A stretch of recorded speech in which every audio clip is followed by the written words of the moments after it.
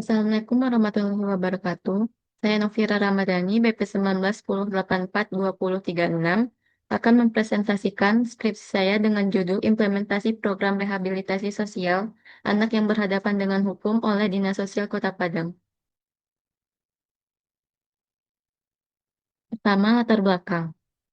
Anak merupakan anugerah istimewa dari Tuhan Yang Maha Esa yang menempati posisi strategis sebagai tunas, harapan, aset berharga, dan generasi penerus yang akan melanjutkan cita-cita bangsa. Anak memiliki hak untuk mendapatkan perlindungan, pengasuhan, penjagaan, dan pendidikan, serta kesempatan untuk mengembangi potensi dalam dirinya agar kelak menjadi generasi yang unggul dan berkualitas. Namun, seiring berjalannya waktu, tidak semua anak dapat menikmati proses tumbuh kembangnya dengan baik. Tidak sedikit dari mereka berkembang dengan sikap dan perilaku yang tidak sesuai dengan harapan. Beberapa dari mereka justru terlibat dalam perilaku menyimpang dan pelanggaran hukum yang membuat mereka dapat berstatus sebagai anak yang berhadapan dengan hukum. Hingga saat ini, fenomena ini terus terjadi setiap tahunnya dan menjadi salah satu permasalahan sosial yang kompleks di Indonesia. Di Indonesia, persoalan ABH menjadi salah satu isu serius dalam perlindungan anak. Fenomena anak yang berhadapan dengan hukum kini menjadi permasalahan yang multidimensional yang mencerminkan isu sosial yang kompleks dan krusial dari berbagai sisi serta menjadi tantangan dalam aspek perlindungan anak dan pemenuhan hak anak. Selain itu, ABH menjadi salah satu kelompok yang rentan yang memerlukan perhatian serius dan perlindungan khusus.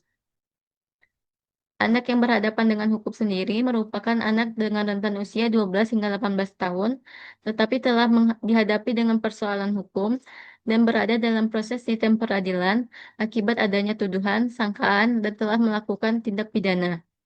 Dalam Undang-Undang SPPA, ABH adalah anak yang berhadapan dengan hukum, anak yang menjadi korban tindak pidana, ataupun anak yang menjadi saksi tindak pidana. Indonesia memiliki jumlah kasus yang tergolong tinggi dan memprihatinkan. Dari data KPAI terkait pengaduan pada klaster pelindungan anak, kasus HBH menjadi yang mendominasi dalam kurun 5 tahun terakhir dengan total kasus 6.500 kasus jika dihitung dari tahun 2016 hingga 2020. Berdasarkan data yang disampaikan oleh Komisioner KPAI, Jasa Putra, menyatakan dalam 5 tahun terakhir, ada lebih dari 8.200 kasus anak yang berhadapan dengan hukum di Indonesia. Ditambah lagi dengan data Direktorat Jenderal Pemasyarakatan Kementerian Hukum dan Hak Asasi Manusia yang mencatat bahwa hampir 2.000 kasus ABH di Indonesia terjadi per Agustus 2023, di mana jumlah ini meningkat secara signifikan dari tahun 2020 yang hanya sekitar 1.700 kasus ABH yang tercatat. Kota Padang sebagai ibu kota Provinsi Sumatera Barat tidak luput dari permasalahan ABH. Berdasarkan data dari Dinas Sosial Provinsi Sumatera Barat, tiap tahunnya tercatat ada ratusan kasus ABH yang terjadi di terjadi di Provinsi Sumatera Barat.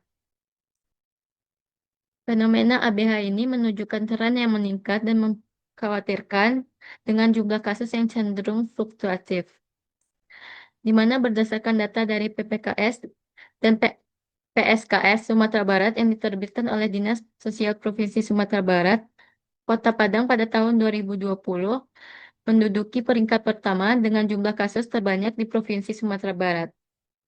Kemudian berdasarkan data Direktorat Reserse Polda Sumbar, jumlah kasus HBH pada tahun 2023 sebanyak 468 kasus, di mana jumlah ini meningkat dari tahun sebelumnya. Sementara data dari Dinas Pemberdayaan Perempuan, Perlindungan Anak, dan Pengendalian Penduduk dan Keluarga Berencana Kota Padang mencatat dalam periode 2022 hingga periode 2024 sekitar 193 kasus kekerasan yang terjadi pada anak. Tingginya kasus ABH setiap tahunnya menunjukkan bahwa permasalahan ini masih menjadi permasalahan yang memerlukan perhatian, penanganan, serta komitmen yang lebih serius dari berbagai pihak. Mengingat rumitnya permasalahan ABH serta dampak yang ditimbulkan dari permasalahan ini terhadap anak, menuntut adanya penyelesaian secara komprehensif dan sistematis dengan mengutamakan kepentingan terbaik bagi anak yang tidak hanya berpaku pada sistem penghukuman, tetapi juga harus memperhatikan dari sisi psikososial anak. Sebagai negara yang telah meratifikasikan Konvensi Hak Anak melalui Kepres Nomor 36 Tahun 1990, Indonesia membuktikan komitmennya sejak dulu untuk menjaga, melindungi, serta mengakui hak anak secara keseluruhan, termasuk pada anak yang berhadapan dengan hukum. Penanganan kasus HBH juga diperkuat dengan adanya Undang-Undang Nomor 11 Tahun 2012 tentang Sistem Peradilan Pidana Anak, di mana mekanisme peradilan pidana anak lebih mengutamakan pemulihan anak dibanding dengan penghukuman pidana anak. Dalam merespon kondisi tersebut, pemerintah telah merancang sebuah kebijakan untuk menangani kasus ABH melalui program rehabilitasi sosial, di mana program ini dibuat sebagai upaya pemerintah untuk memberikan perlindungan serta pemenuhan hak anak. Agar program rehabilitasi sosial ABH dapat berjalan dengan baik, pemerintah juga melalui Kementerian Sosial juga menerbitkan Permensos Nomor 26 Tahun 2018 tentang rehabilitasi sosial dan reintegrasi sosial anak yang berhadapan dengan hukum.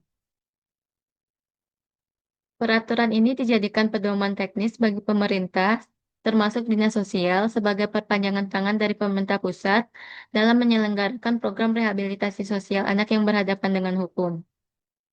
Regulasi ini menegaskan bahwa rehabilitasi sosial tidak hanya memulihkan kondisi fisik dan psikologis anak, tetapi juga mengutamakan anak agar dapat kembali menjalankan kehidupannya di lingkungan sosial tanpa adanya stigmatisasi dari masyarakat. Dalam Peraturan Nomor 26 Tahun 2018 ini, program rehabilitasi sosial ABH dilakukan dengan kegiatan yang meliputi konseling psikososial, bimbingan fisik, mental, spiritual, dan pelatihan vokasional dengan fokus utama untuk mengembalikan kepercayaan diri anak, membantu anak menyesuaikan diri dengan norma sosial, serta memulihkan peran mereka di lingkungan sosial masyarakat. Di Kota Padang, Dinas Sosial Kota Padang sebagai leading sektor yang menyelenggarakan program rehabilitasi sosial ABH di tingkat daerah. Sebagai organisasi perangkat daerah yang memiliki tanggung jawab dan peran strategis dalam memberikan layanan rehabilitasi sosial, pendampingan, serta memastikan proses rehabilitasi sosial ABH dapat terlaksana sesuai dengan Peraturan Kementerian Sosial Nomor 26 Tahun 2018. Namun, dalam realitasnya, pelaksanaan program ini tidak selalu berjalan dengan mulus sesuai dengan yang direncanakan.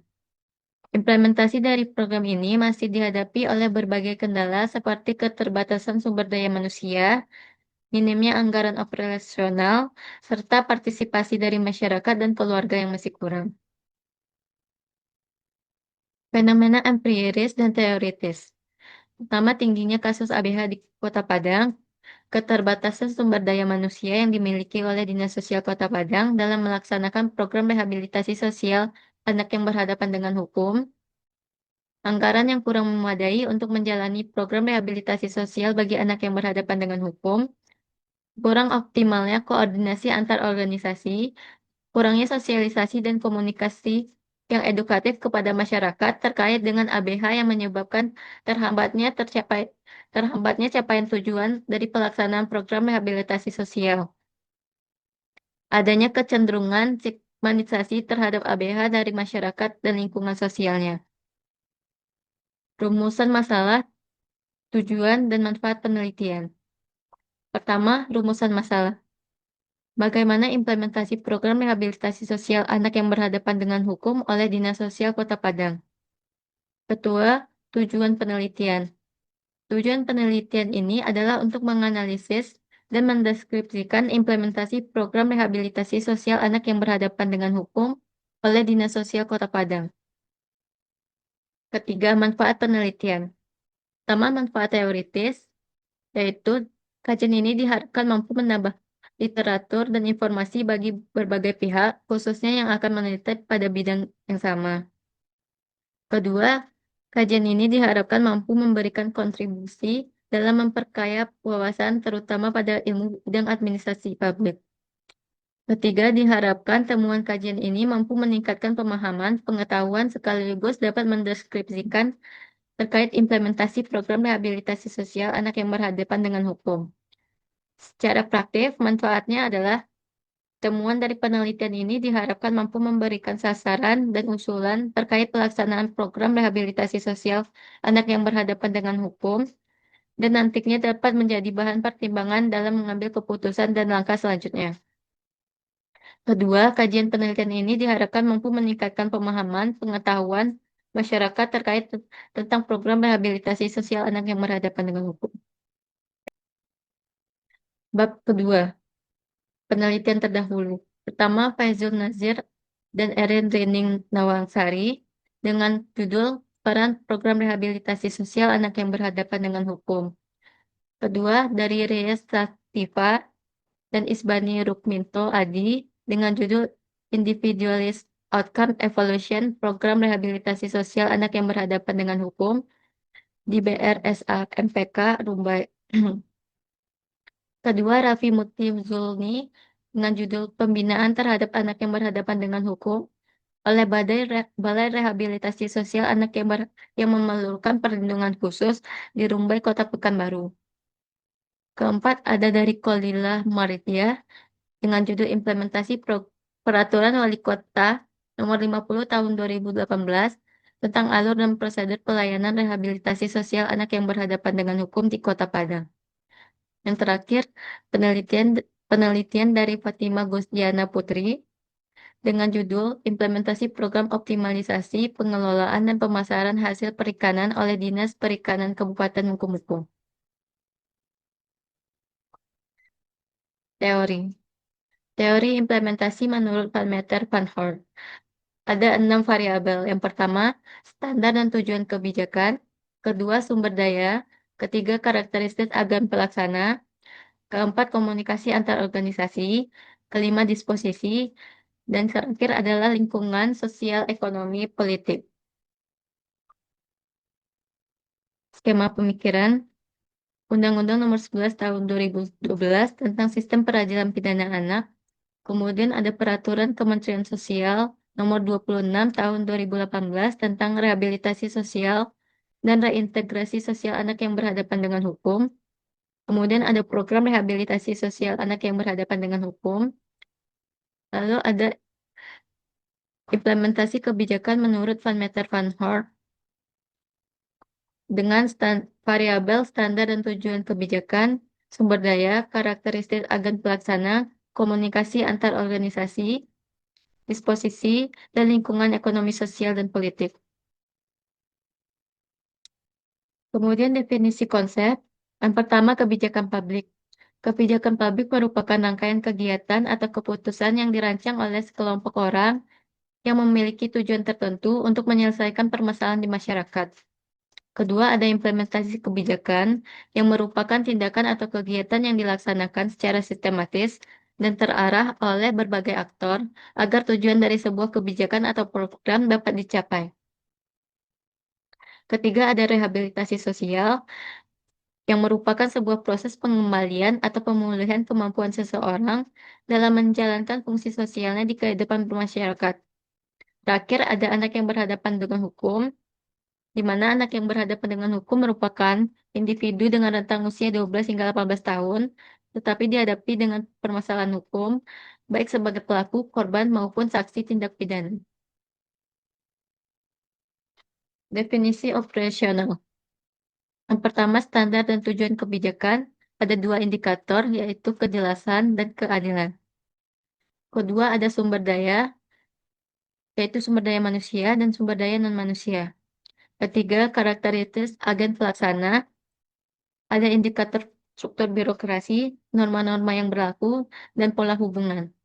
Keempat, komunikasi antar organisasi. Indikatornya komunikasi dan koordinasi. Kelima, ada disposisi. Indikatornya respon implementor, kognisi, serta intensitas disposisi implementor. Dan yang terakhir, variabel lingkungan sosial, ekonomi, dan politik. Indikatornya ada dukungan sosial, dukungan ekonomi, serta dukungan elit politik. Bab ketiga, metode penelitian. Pendekatan penelitian bersifat deskriptif kualitatif, teknik pengumpulan data, observasi, wawancara, serta dokumentasi, teknik pemilihan informan yaitu purpose sampling, peran peneliti sebagai instrumen utama dalam menetapkan fokus penelitian, pendekatan penelitian ada 3 tahap. prapenelitian, turun lapangan, serta penyelesaian. Unit analisis pada penelitian ini adalah unit analisis lembaga, yaitu Dinas Sosial Kota Padang.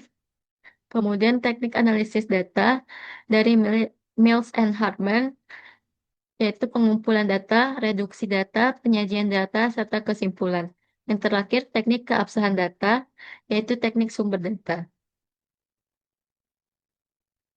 Bab 4 ada deskripsi lokasi penelitian. Deskripsi Kota Padang. Kota Padang merupakan ibu kota Provinsi Sumatera Barat yang terletak di pinggir pantai barat dari Provinsi Sumatera Barat. Saat ini, luas wilayah Kota Padang sekitar 1.414,96 km kuadrat dan menjadikannya sebagai salah satu kota terluas di Indonesia. Kota Padang memiliki 11 kecamatan dan 104 kelurahan. Kota Padang juga memiliki 19 pulau kecil. Deskripsi umum Dinas Sosial Kota Padang. Dinas Sosial Kota Padang merupakan salah satu institusi pemerintah Kota Padang yang memiliki tupoksi untuk membantu wali kota dalam melaksanakan urusan pemerintahannya dalam sektor sosial sesuai dengan peraturan perundang-undangan. Dinas Sosial Kota Padang berada di lokasi Jalan Delima nomor 5, Kelurahan Ujung Burun, Kecamatan Padang Barat. Temuan dan hasil analisis. Pertama, standar dan sasaran kebijakan. Indikator pertama jelas dan terukur. Dinas Sosial Kota Padang sudah melaksanakan program rehabilitasi sosial bagi anak yang berhadapan dengan hukum sesuai dengan Peraturan Menteri Sosial Republik Indonesia Nomor 26 Tahun 2018 tentang rehabilitasi sosial dan reintegrasi sosial anak yang berhadapan dengan hukum, di mana Permensos ini digunakan sebagai landasan dan pedoman dalam melaksanakan program. Dinas Sosial Kota Padang secara umum telah memiliki pemahaman yang baik mengenai apa yang harus menjadi tujuan program dan apa yang harus dilakukan sesuai dengan ketentuan. Walaupun dalam beberapa aspek pelaksanaannya masih belum optimal. Kemudian indikator keadilan. Berkaitan dengan indikator ini, diketahui bahwa pelaksanaan program rehabilitasi sosial anak yang berhadapan dengan hukum telah diberikan sesuai dengan ketentuan peraturan secara adil kepada ABH yang menjadi kelompok sasaran dalam program ini, di mana pemberian layanannya disesuaikan dengan kebutuhan masing-masing anak. Kedua, sumber daya. Indikator pertama, sumber daya manusia. Berkaitan dengan indikator ini, Dinas Sosial Kota Padang masih mengalami kendala, di mana Dinas Sosial Kota Padang masih memiliki keterbatasan dalam jumlah tenaga pekerja sosial yang profesional yang bersertifikat dalam menangani masalah anak yang berhadapan dengan hukum. Ditambah lagi dengan beban kerja yang tidak setimpal yang seringkali membuat mereka kewalahan dalam menangani kasus. Sehingga pemberian layanan rehabilitasi sosial pada anak yang berhadapan dengan hukum belum optimal. Indikator kedua, sumber daya non-manusia. Pada indikator ini, Dinas Sosial Kota Padang juga mengalami kendala yaitu adanya keterbatasan anggaran. Anggaran untuk program rehabilitasi sosial anak yang berhadapan dengan hukum berasal dari dana APBD dengan alokasi dana yang masih terbatas. Kemudian, pada sisi sarana dan prasarana pendukung belum sepenuhnya memadai untuk menunjang kegiatan rehabilitasi sosial anak yang berhadapan dengan hukum. Keterbatasan ini tentunya akan berdampak langsung pada keberhasilan program rehabilitasi sosial anak yang berhadapan dengan hukum. Ketiga, karakteristik agen pelaksana. Pada indikator struktur organisasi, Dinas Sosial Kota Padang dirasa telah memiliki struktur organisasi yang cukup jelas. Kedua, norma-norma. Secara umum, norma-norma yang berlaku berpedoman pada aturan kedisiplinan dan tata tertib pegawai yang telah diatur oleh pemerintah pada umumnya. Selain itu, dalam melaksanakan program rehabilitasi sosial ini, norma yang berkembang di dalamnya adalah menganut prinsip perlindungan anak, menjaga kerahasiaan identitas anak, menghindari kekerasan pada anak, dan tindak diskriminasi terhadap anak, serta nilai kekeluargaan. Ketiga, pola hubungan. Pada pola hubungan yang terjalin di Dinas Sosial Kota Padang, baik secara internal maupun eksternal telah berjalan dengan baik. Hal ini ditandai dengan lancarnya komunikasi yang terjalin. Keempat, komunikasi antar organisasi. Pada variabel ini, komunikasi dan koordinasi telah berjalan dengan baik. Hal ini ditandai dengan komunikasi yang berjalan dengan lancar dan baik tanpa kendala berarti, baik secara formal maupun informal. Begitu juga dengan koordinasi yang sudah terjalin cukup baik dengan pihak terkait lainnya dalam melaksanakan program rehabilitasi sosial anak yang berhadapan dengan hukum. Komunikasi dan koordinasi sangat penting dijaga dengan baik. Kelima, variabel disposisi para pelaksana. Yang pertama, indikator respon implementer. Program rehabilitasi sosial anak yang berhadapan dengan hukum mendapatkan respon yang positif dari para implementer.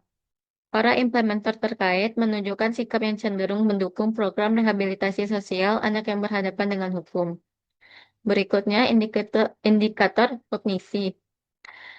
Dinas Sosial Kota Padang telah memiliki pemahaman yang baik terkait tujuan, prosedur, aturan yang berlaku dalam melaksanakan program rehabilitasi sosial anak yang berhadapan dengan hukum. Ketiga, indikator intensitas disposisi implementer. Pada indikator ini, sikap yang tercermin preferensi nilai cenderung menerima program rehabilitasi sosial anak yang berhadapan dengan hukum. Para implementer memiliki rasa tanggung jawab yang tinggi terhadap pelaksanaan program rehabilitasi sosial anak yang berhadapan dengan hukum. Berikutnya, variabel lingkungan sosial, ekonomi, dan politik. Pertama, lingkungan sosial. Preventif masyarakat terhadap anak yang terlibat kasus hukum masih cenderung negatif. Sebagian masyarakat belum memiliki pemahaman yang memadai terkait dengan ABH dan program rehabilitasi sosial.